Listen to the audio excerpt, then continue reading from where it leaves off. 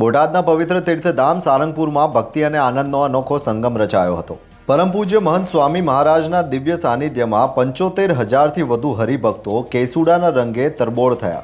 7.5 લાખ ચોરસ ફૂટના વિશાળ પ્રાંગણમાં જ્યારે મહંત સ્વામીએ કેસરી જળની ધારાઓ વહાવી ત્યારે આખું વાતાવરણ સ્વામિનારાયણના નાદથી ગૂંજી ઉઠ્યું. 125 ફૂટ લાંબા ભવ્ય મંચ પરથી વરસેલા ભક્તિના રંગોએ દેશ વિદેશથી આવેલા ભક્તોના હૃદયને પાવન કરી દીધા. આ માત્ર રંગોત્સવ ન હતો, પણ આત્માને પરમાત્માના રંગે રંગવાનો એક અલૌકિક અવસર હતો. રંગો રંગો મહંતજી રંગોની થીમ સાથે યોજાયેલા મહોત્સવમાં સંતોના પ્રેરણાદાયી પ્રવચનો અને યુવકોના ભક્તિપદોએ દિવ્યતાના દર્શન કરાવ્યા. 5,000 સ્વયંસેવકોની તનતોડ મહેનત અને હરિભક્તોની અતૂટ શ્રદ્ધાએ આ ઉત્સવને ઐતિહાસિક બનાવી દીધો. મહંત સ્વામી મહારાજે આશીર્વાદ આપતા જણાવ્યું કે અંતઃકરણ શુદ્ધ કરીને ભગવાનના રંગે રંગાવવું એ જ સાચો ઉત્સવ છે.